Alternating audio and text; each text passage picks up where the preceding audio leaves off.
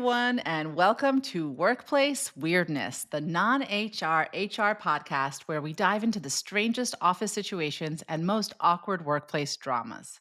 I'm your host, Maya Kadar Kovalsky, and I'm a former chief culture officer and head of people. And I've seen and heard it all, and from all sides. So, truly, no judgments. This is a safe space to get real and explore the cringy, confusing, or chaotic side of office life. So, grab your coffee, kick back in your swivel chair, and listen up. We've got a lot to get to today. We have questions about imposter syndrome at small town social events, the least relaxing office meditation ever. Plus, we'll discuss the evolution of the stereotypical career path. But first, our friend of Workplace Weirdness today is Yolonda Deon Tyler. Yolonda is the founder of Mindful Play Learning, where early learners are empowered through the possibilities of mindful play. Yolonda also certifies teachers in mindful play. In addition, she cultivates safe spaces for both kids and adults where they can show up authentically to remove mental health stigma and recognize disparities. Yolanda is a true Renaissance woman. She was recently certified as a birth and postpartum doula and also has a background as a yoga instructor, speaker, business consultant, and as a community entrepreneur. So, hello, Yolanda. We're so delighted to have you visit us here at Workplace Weirdness. How has your work week been going? Hello, Maya, and thank you for having me. My work week has been going pretty well this week. Yeah. You started? Did you have your first doula experience? Actually, was that this week I or was that last week? did. I had it last week, and it was a full almost 3 days of mama being in labor and getting ready to have that baby. So I was there on and off throughout those days, helping to support her and in between trying to get some sleep. That's so exciting, though. I have to say that's like another aspect of your work, which I happen to think is very, it's very attuned to everything else that you do in the mindfulness space. But Right. it's just beautiful. So I'm so happy that you've added that to your roster of Thank you. careers. I I love it. I tell myself and outwardly when I talk to people about it is that it has healed me and continues to heal me for every mama that I get to connect with. And I hope that it helps to heal some part of that mama too. So I'm working and serving them, but they're also helping me. That's beautiful. Amen. So let's get back a step. When did you get interested in mindful play and learning? Take us through that journey. For sure. So I started with mindful play learning as it is now back in 2013 when I wanted to create a program for my then indoor playground, Amaya Papaya. However, if we go back really far, mindfulness and play is something that I have always wanted to do and have been doing since I've been a kid, right? And I always wanted to start something where I can help at-risk youth because I was an at-risk youth and no one was really talking to me about grounding and centering myself and doing all the things to, be in tune. So as I went to college, my degree was in psychology. I wanted to be a child psychiatrist or psychologist. Those things never happened for me, but I did become a counselor working at a school with at risk girls. And that was when I started kind of transferring that energy of healing between me and my clients. And I started doing the work with those girls, helping them to be grounded, to meditate, to find their center. And it just became something that I knew very early on that the parents needed to understand this and start being able to get in a centered and grounded place for themselves and therefore being able to help their kids do it as well. So, Yes, it's one of the most difficult pieces I think of parenting. Actually, is trying to really, find your balance within the sort of storm of emotions that you can feel or chaos that you might be feeling. So, yeah, truly. I think it's wonderful. So, tell us a little bit. I know you have this whole thing called the 3 C's of play. Can you just take us through that a little bit? Yes, for sure. So the 3 C's of play was brought about when I owned my then indoor playground and my Papaya Play Lounge here in Florida. It is 3 C's that I feel like people can do to come to play. We all know what play is, but when you're thinking about play in the terms of being an adult, Some adults think of it as something that is for children, but I'm here to say that it's something that should last and does last through the duration of your life. So the three C's are community, creativity, and cognitive development. Of course, community, we all know what that is, but in the terms of workplace weirdness, it's networking. It's getting to know people, it's establishing rapport with people. In a kid's world, it's making friends, getting to know their playmates, calling them by their names instead of that boy or that girl. Creativity, in the terms of workplace weirdness, it's doing things that you're passionate about that ignite you. Some people will say, "Well, I'm not a creative," but I think all of us are. We all do things in our daily lives that are creative or us creating things. In the terms of being a kid, right? It is all those fun things that they get to do that we as adults say, we don't get to do those things. But I'm here to say you do. And creativity is also those hobbies that you have, those things you like to do, reading a book, eating your favorite food. Some people call themselves foodies. Guess what? That's creativity. I like to go to the House of the Mouse. Guess what? That's my creativity. I have tattoos all over my body to prove it too. So that's a part of my creativity. And then cognitive development is one that most people may not necessarily understand what cognitive development is, but it's how you learn. It's those ways and those little quirks about you that make you you and how your brain tunes into something to learn how to do whatever you do. So it could be I learned through reading, or I learned through hands on things, or I learned through being able to see things. So, however you learn is your own specific type of cognitive development. So, three C's of play: community, creativity, cognitive development. If you're doing those three things, guess what, my friend? You're playing.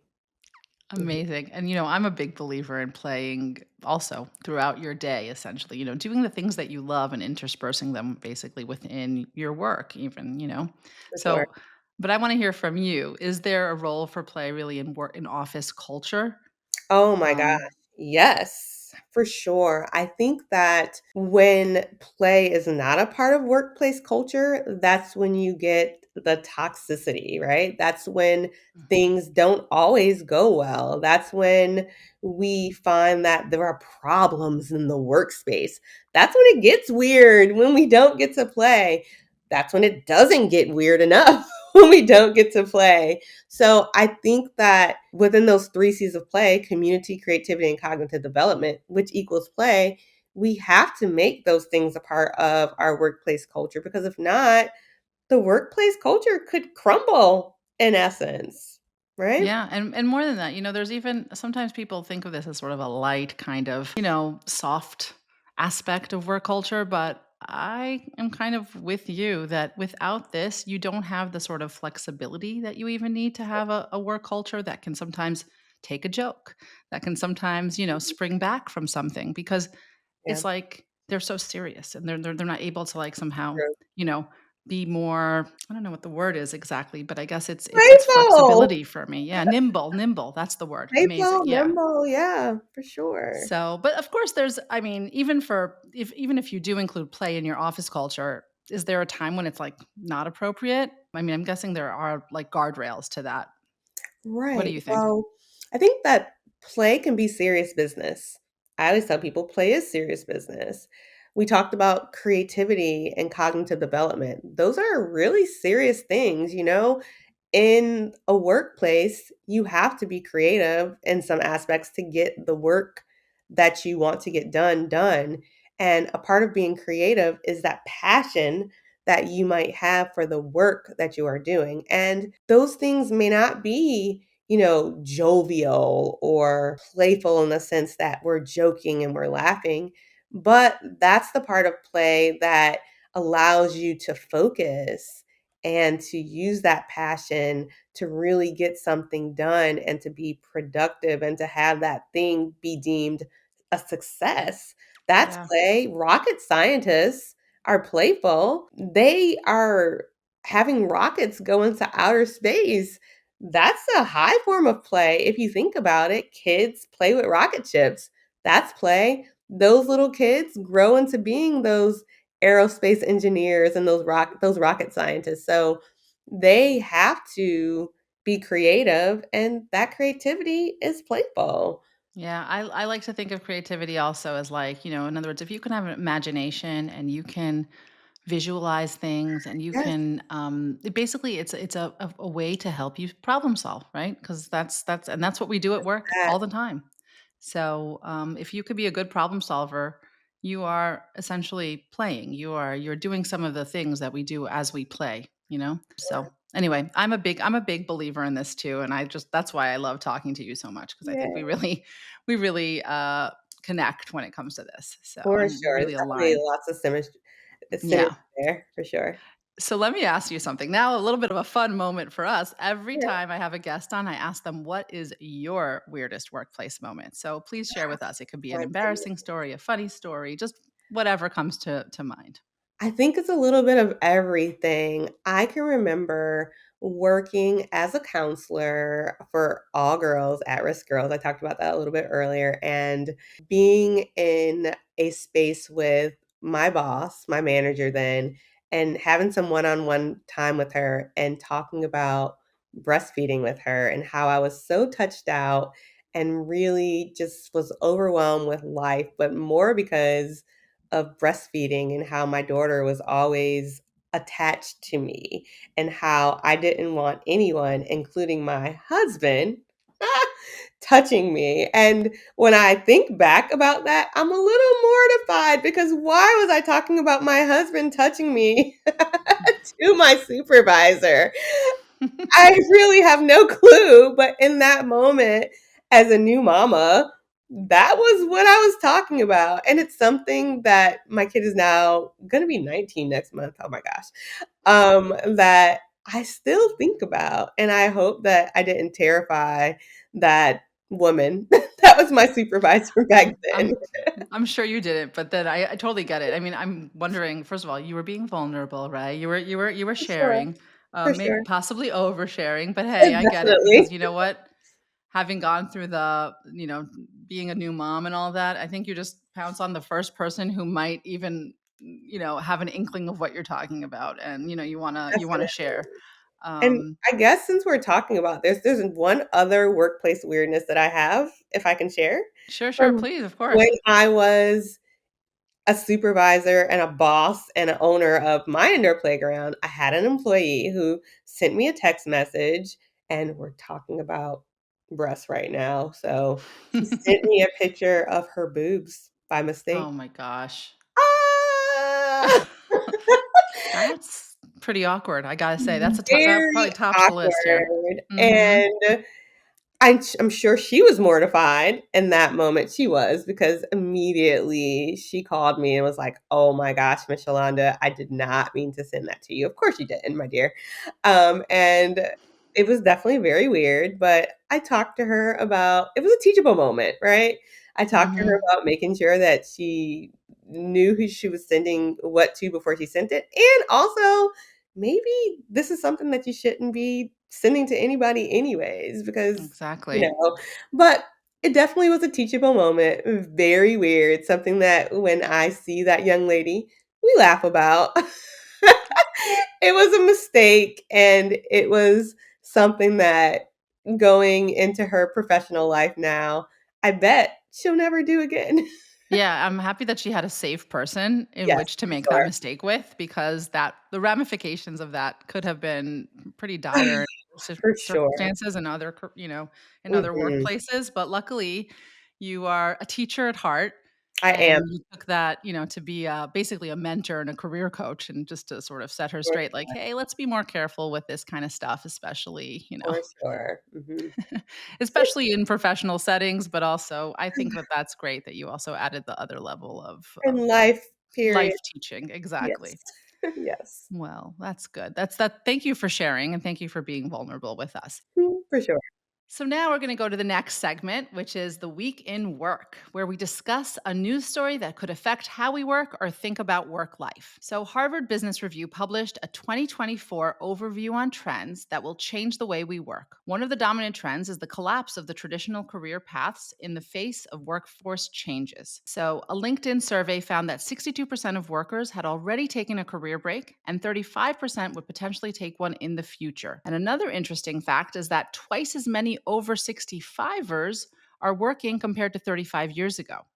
Mm. So companies are responding in various ways. First of all, they're making it easier for talent to stay at or return to an organization. They're taking advantage of expertise where it exists, regardless of tenure, regardless of if you're newer to the workforce or if you've been there for a while. And they're creating teaching apprenticeships and building cross-training opportunities for retirement age workers to help mid-tier colleagues build expertise. So that's, smart, I think. They're trying to take advantage of the fact that they have different workers at different life stages who could, add to the mix, I guess. Mhm. So, as someone who has changed and developed their careers and wears so many hats like you, I want to know what has given you the courage to take risks and create change in your career, but also any other thoughts that you have about this trend report that came out.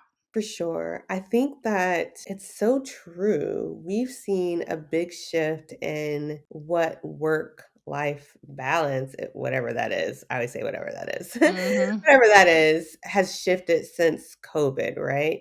We Yeah. had a big influx in people working online, but we also had a big influx in people becoming entrepreneurs, getting side hustles, figuring out how to bring in money in different ways. And some people have become very successful at doing those things and they've continued those things. Some of those things have decreased based on more people going back into the real world, right?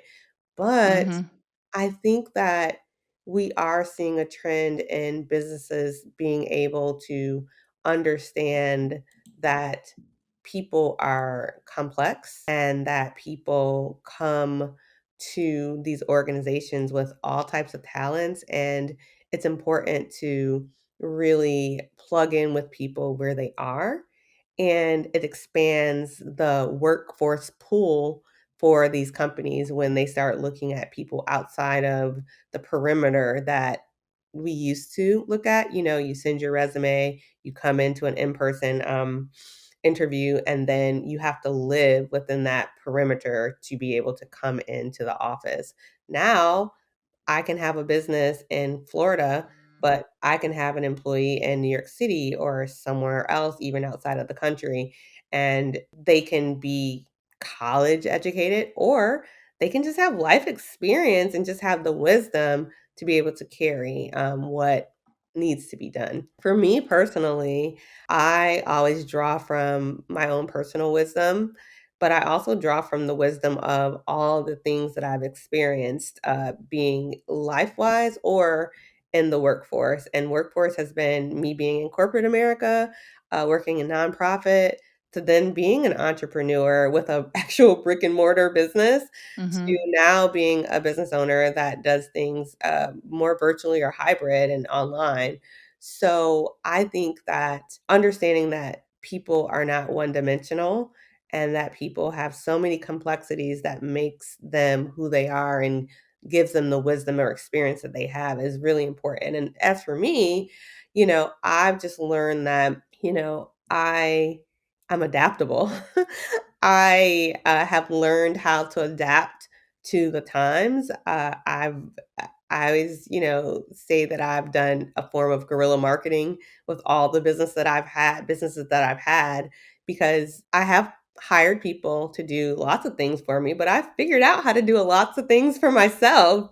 I was telling someone earlier today that at my house, I have a heat press and I have the machine that makes the graphics. And at Mm-hmm. one point when I had my brick and mortar, I was making the t-shirts for my business. And then those t-shirts were being sold as a way for people to then get a discount when they came to play at my indoor playground. So, I learned that marketing skill, right? And then I Mhm. also learned how to press t-shirts to sell them at my space. So I cut out that middleman. So that's just an example of, a skill that I did not have, but I figured it out and it became something that saved me money, but also made me money. So, Yeah, that's so cool. No, and so I like actually the perspective of people are coming, everybody has like a side gig now or is trying to get a side gig. And in some ways you want to like as a organization, I guess want to take advantage of the fact that people have that creative spirit and yeah, like that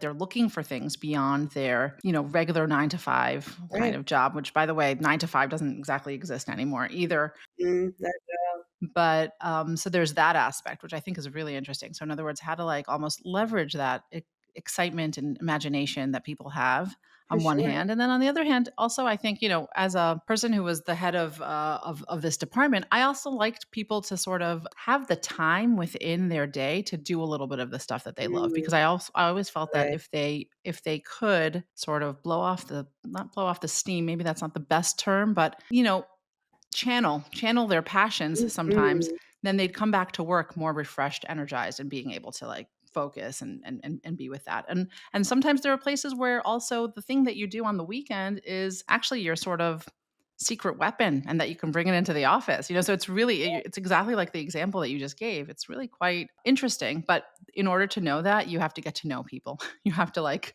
For you sure. know, you have to make sure that they're able to bring their full expression, I guess, to work so that you can learn that about them as well.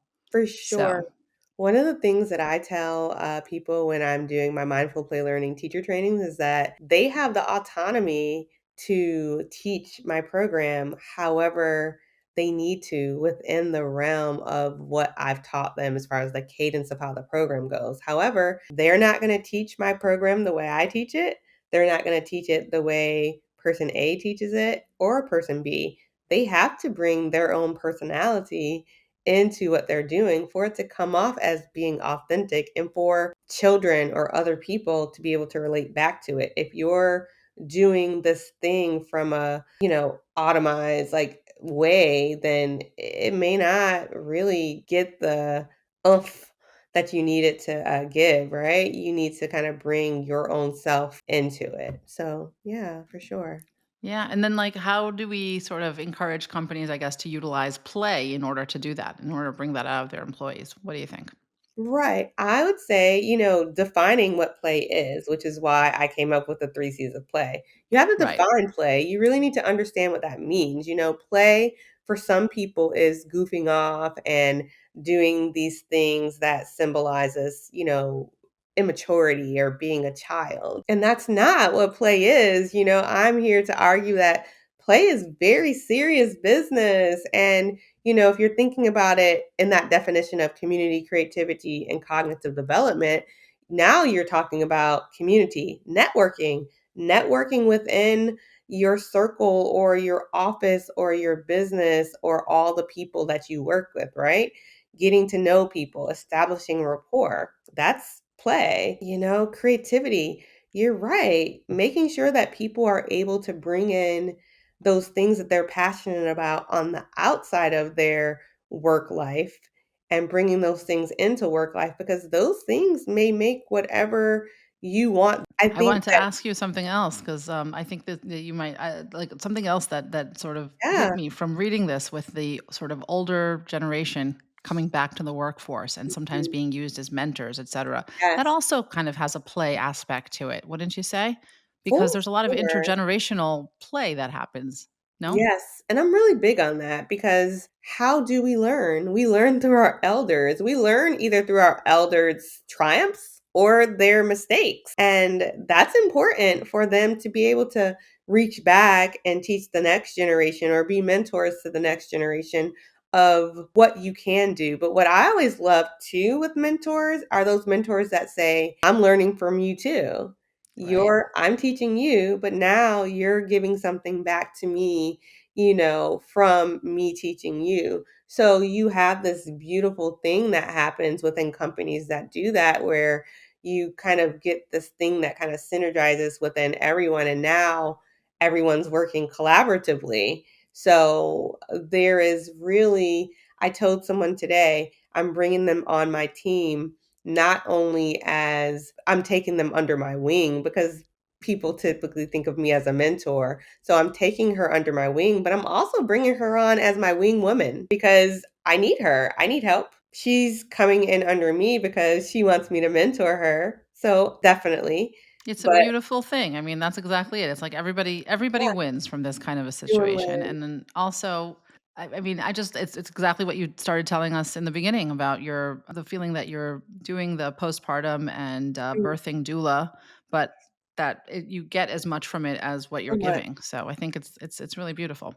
so much for sure. Yeah. It's time to go on a quick break. When we come back, we have questions for you about small town imposter syndrome and how not to set up a meditation culture at work. When we come back, we have questions for you about small town imposter syndrome and how not to set up a meditation culture at work. That should be interesting. We'll be Mm, right back. Welcome back to Workplace Weirdness. I'm here with Yolonda Deon Tyler, the founder of Mindful Play Learning, to answer the first of our listener questions today.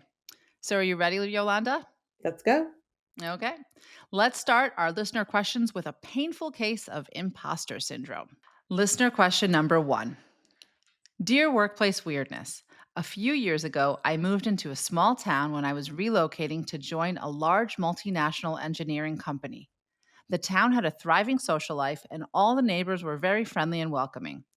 But on starting work, I found that one of my neighbors was a very senior director. He was about 4 levels above me. I found it extremely difficult at social events to relax when he was there. I was almost suffering from imposter syndrome in my social off hours. I should add that he was perfectly friendly at all times, and the issue definitely lay on my side of the fence. And I just wondered if you have encountered this and how you would overcome it. So, Yolanda, let me ask you first. What do you think of this person's situation? I think imposter syndrome is such a big thing in this world that we live in now. I think that they really should take a step back, ground themselves, become centered, and really understand the value that they bring into any situation and know that for whatever reason that company hired them, that is a part of their worth. They are valuable. They are bringing something to the table that possibly that person can't do. That person possibly was a part of the team that brought them in. So they're important and their thoughts are important. And I'm sure that whatever syndrome they're experiencing is definitely, warranted. However, I think that they really need to think about their value that they're bringing into that business. Yeah, that's the major thing when somebody's feeling like they have imposter syndrome is to like remind them, where their sort of confidence stems from. Right. Anyway, but what struck me about this situation is that it's exactly meeting this person where he should be relaxed.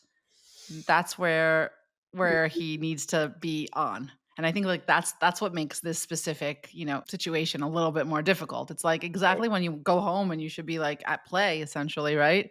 That's your space. He's feeling like he needs to like always be on. And I think that's exhausting.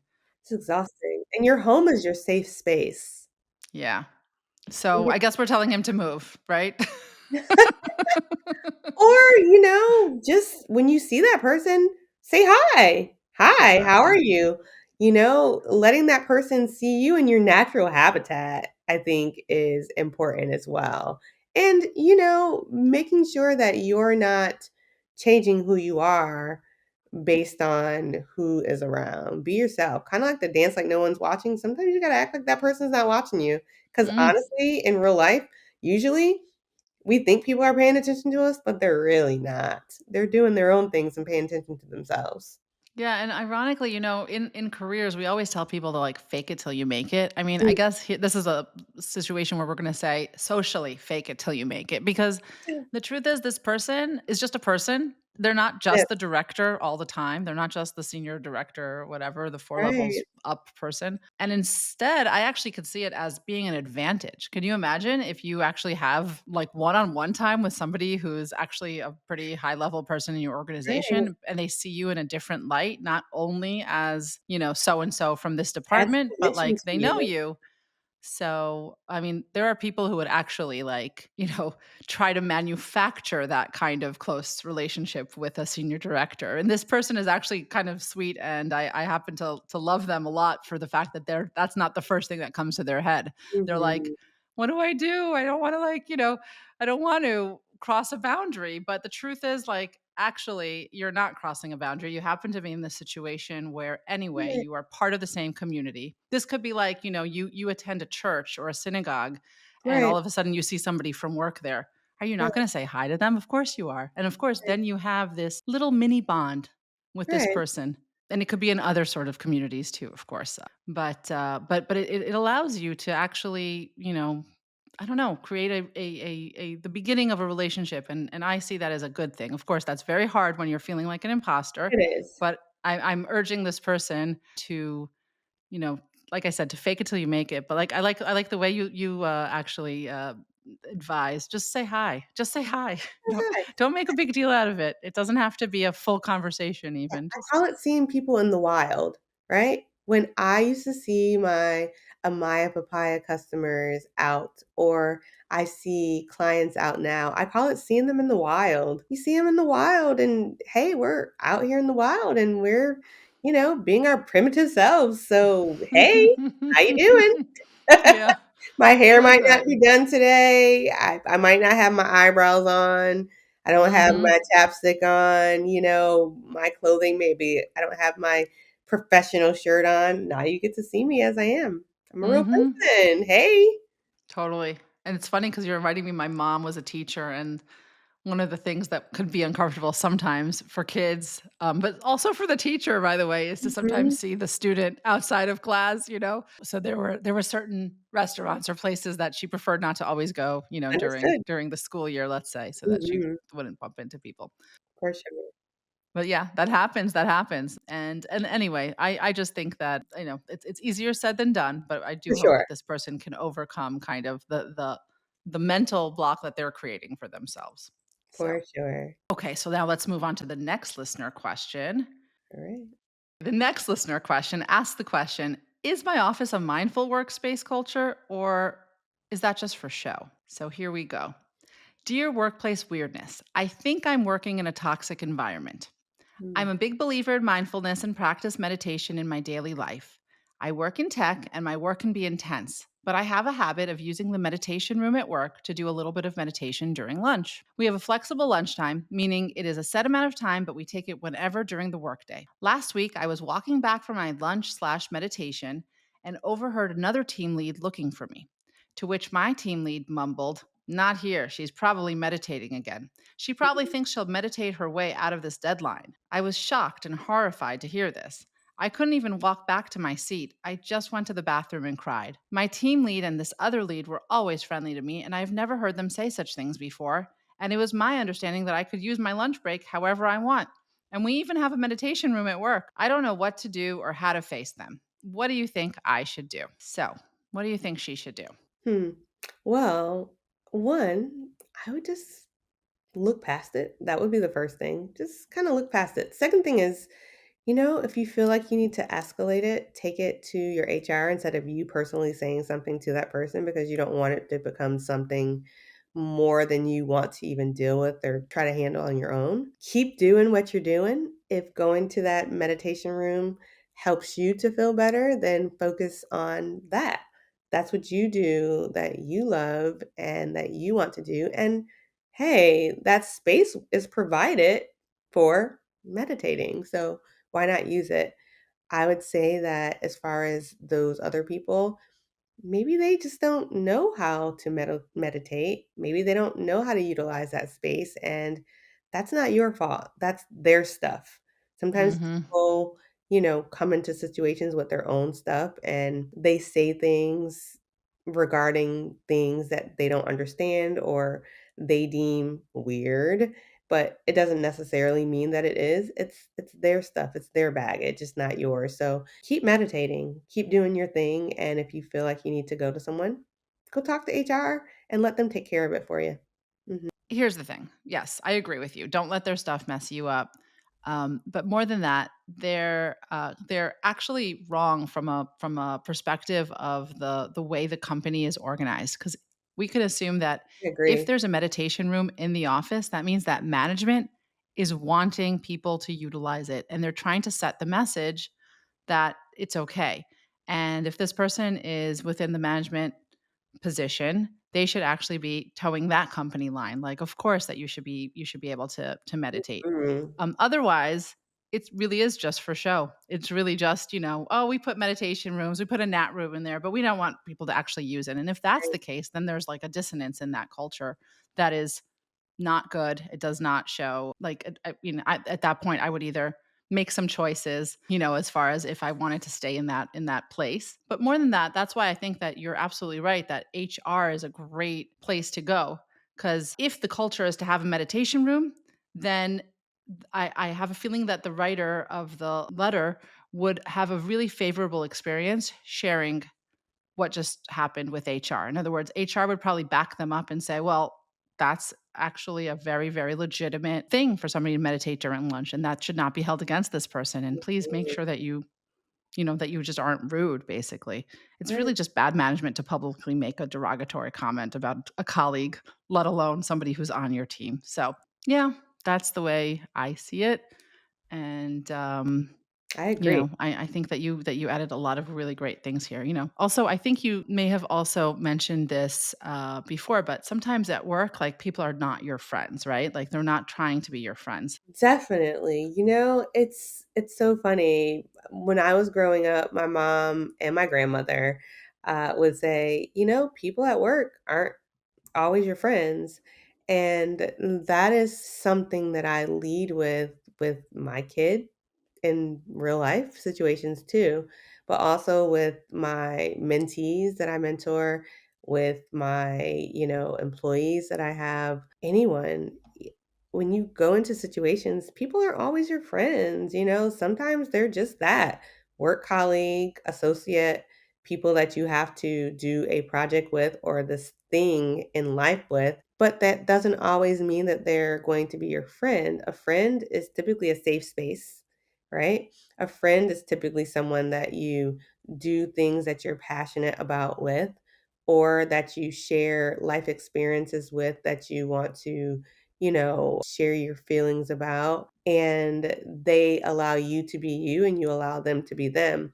That doesn't always happen with our work colleagues, right? Work colleagues, there's usually a line that's drawn, and there's usually a definition of what that, you know, thing is that you're working towards. You have, your work, what do you call it? Your job description, and you fit within that description. And that's why I say people are multidimensional, because who you are as your work self is not who you are outside of work. So we have to kind of rethink this thing of everything is going to be like this have it your way society, meaning that sometimes things aren't going to be exactly the way we think they should be. And that kind of goes into workplace people not always being friends, right? Right. And And then how being does okay that with sit that. well with the play kind of, the fact that there's play in the office or in your Oh life? man, Like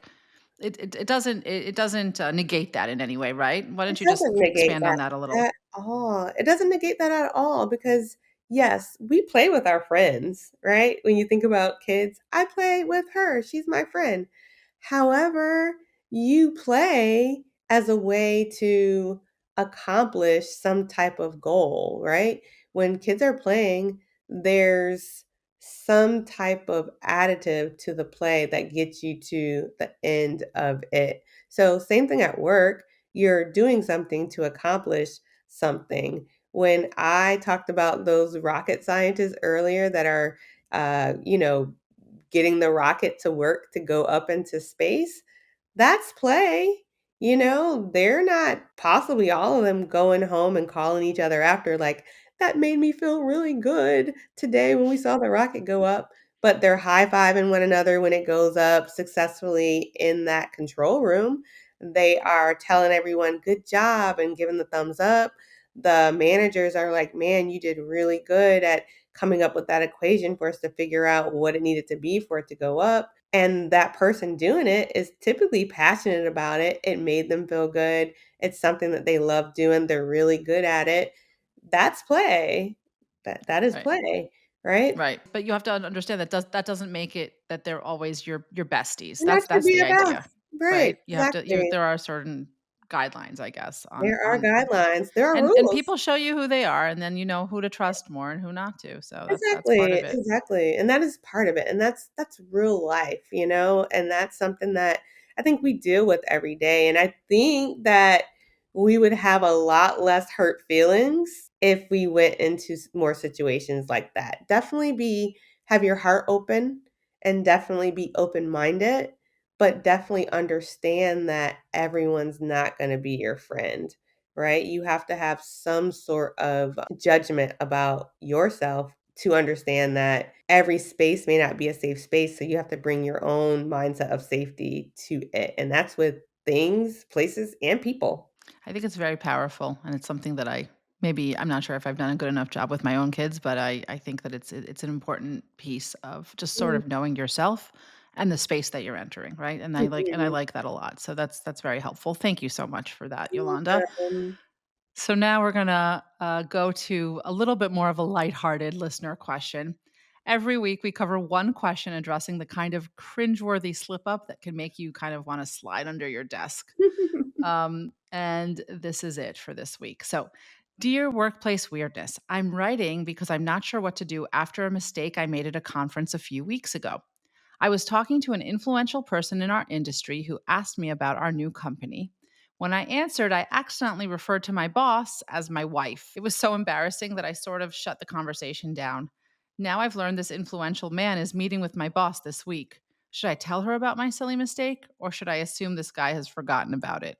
So, yeah, it's cute. It's like a silly little mistake. It's a Freudian slip, maybe you could say, Freudian slip. everybody has a work wife or a work husband, so maybe that's even why it happened, but Right. what do you think? What should this person do? Have you ever Oh, experienced man. something like this? I mean, yeah, you be honest and you tell the person, "Hey, I was at a conference, this happened, and this is what I said. It was a mistake. It came out the wrong way, but just want to give you a heads up because that person may say this to you." It allows them to be able to decide if they're going to bring it up, or it gives them an opportunity to be prepared just in case that person brings it up to them. And it allows them to address it in a way that they feel like they want to address it. Maybe that person might add some levity to it and give more context if there is more context. Or maybe they just might, laugh it off, brush it off, and move on with continuing to, network with that person. So definitely tell them, and give yourself some grace because we all say things from time to time that we're like, oh, and it's okay. Yeah. I mean, I completely agree with you. It's like that. It's not that big of a deal. It's Mhm. actually, I also wanted to stress the fact that like, as a person who works for somebody else, I think it's in your best interest to make your boss look good. So like, if you think your boss could be embarrassed by meeting this person and not knowing that this slip up happened, it's Right. just better to like You're talk about it ahead of time and just reframe it as a mistake, make a bit of a joke, sort of light, make it right. lighthearted. Especially if it's a higher stakes meeting, I feel like the boss should go in knowing all the information just so she's not surprised or he's not surprised. For sure. But so I think that that's true. And, it was, again, mistakes happen. So I completely agree. And that's it. And actually, you know what? I could even see a person who, a boss that is, who hears this, they could probably utilize it as an icebreaker for when they For actually sure. meet this person, right? Like Mhm. a person who's sort of not intimidated by that kind of stuff could definitely work it in and make it even something that's funny or a Yeah, story, it's to so use. funny.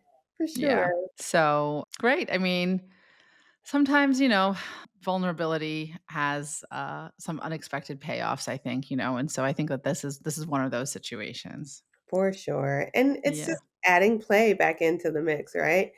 Making sure that you understand that, within play, play's not perfect. Play's not perfect, and neither are we. So you add a bit of the levity and the playfulness into whatever you're doing, and sometimes it allows you to give grace when you remember that. When I am not giving myself grace, I remind myself about play and the 3 C's of play: community, creativity, and cognitive development. And then I'm like, "Oh yeah, I need to give myself grace." And this reminds me of something that you once said to me, which is charge it to my head, not my heart. Charge it to my head, not my Tell us about what that means. Yes. So I say this quite often. I am one that I have the Freudian slips or I forget things. And it means just that. My heart is always in the right place. I don't mean ever to hurt anyone's feelings. I never mean to make anyone feel uncomfortable. I never mean to forget things or say things the wrong way. But charge it to my head, not my heart, because sometimes the head may allow you to say or do things sometimes that may not always be the right thing. But if the heart is in the right place, sometimes, don't fault me on my character and who I am. Just charge it to my head That. I like that because it's funny because, in other words, my heart was always in the right place. It's and great. It's a wonderful expression. I hope that we all now utilize that one. So, Yolanda, we've come to the end of our time. Can you believe Ooh, that? It I went too cannot. fast, This I was so much think. fun. Yeah. Well, thank you so much for sharing your expertise and mentoring, advice with us today. It has been a true pleasure. And of course, we'll be back soon with more workplace weirdness. If you've enjoyed our dive into the strange and funny side of office life, do not forget to subscribe. And if you've got some weirdness in the workplace, drop us an email at info@workplace-weirdness.com or leave us a voice message at speakpipe.com/workplace weirdness. We might feature your question in an upcoming episode. Until next time, this is Maya Kadar Kovalsky reminding you to embrace the quirks and make the most out of the office chaos. In the meantime, keep working and whenever possible, stay weird. Today's show was produced by me, Maya Kadar Kovalsky, and Felicia Wang, and written by Dana Burnell. Thanks to Billy Salibi and the rest of the team at Podify who helped ideate and engineer this episode. Thanks also to Yolonda Deon Tyler for joining us on today's episode. And thanks to you for listening to Workplace Weirdness. Make sure you're subscribed to the show wherever you listen to podcasts. We'll be back next week for another breakdown of all things weird from a workplace near you.